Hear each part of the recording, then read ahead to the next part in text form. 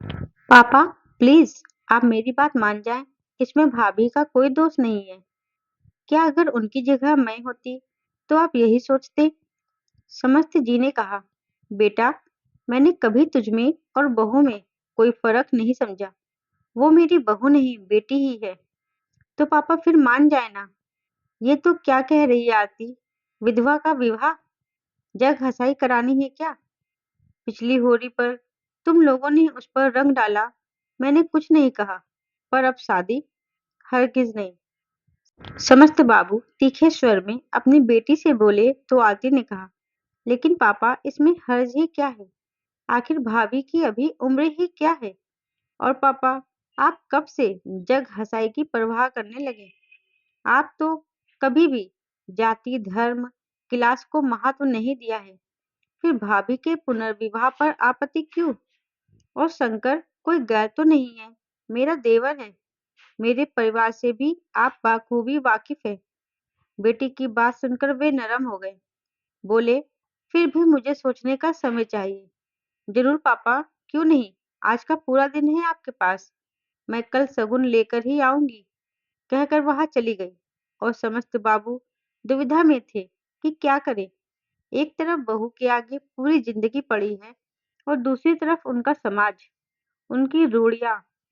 कुछ बरस पहले ही समस्त बाबू ने अपने बेटे सुधीर का विवाह अपने मित्र की बेटी सोनम के साथ धूमधाम से किया था।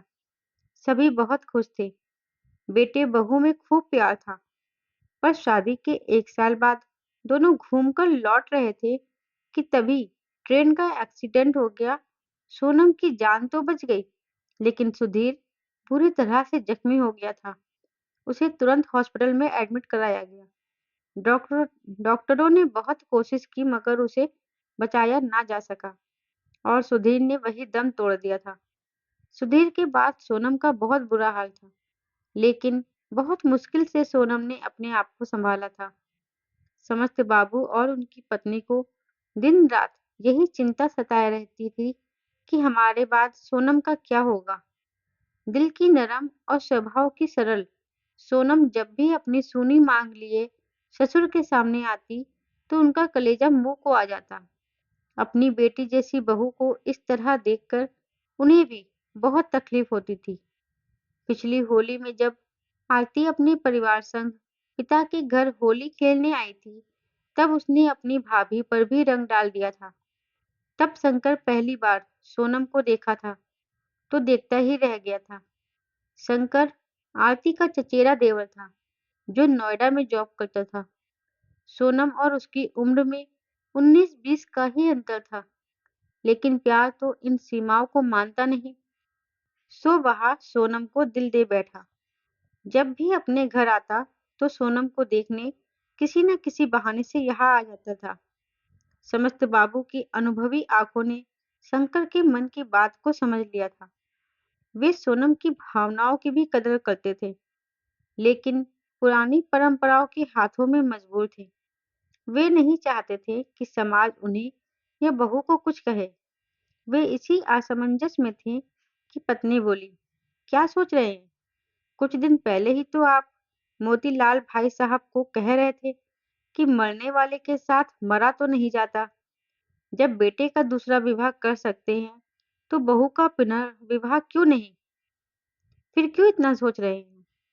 तभी समस्त जी बोले कि सलाह देने और उसे मानने में बहुत फर्क होता है। जानती हूँ, लेकिन कभी न कभी तो पहल करनी ही होगी। तो आज ही क्यों नहीं? हमारा क्या भरोसा, कल रहे ना रहे।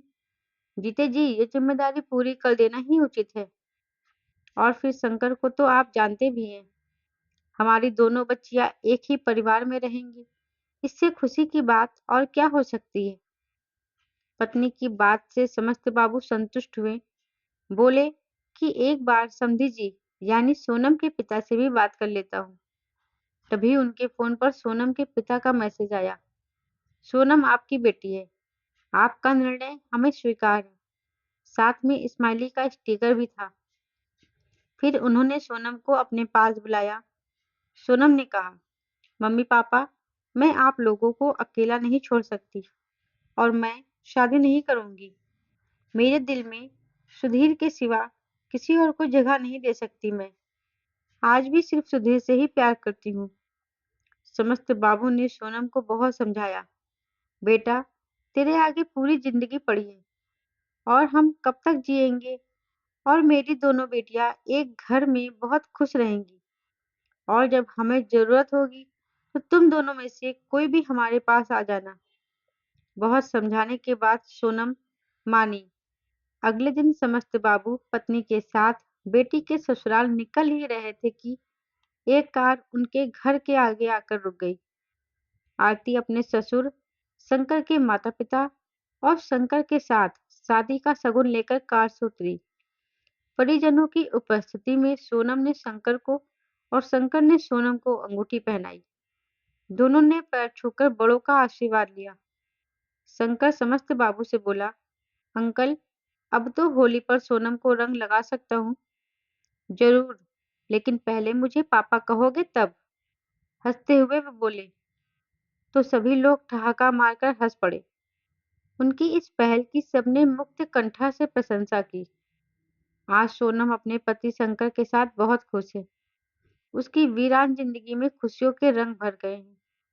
दोस्तों, आज की कहानी आपको कैसी लगी हमें कमेंट बॉक्स में जरूर बताएं, और आगे ऐसी कहानी सुनने के लिए मेरे चैनल को सब्सक्राइब जरूर करें।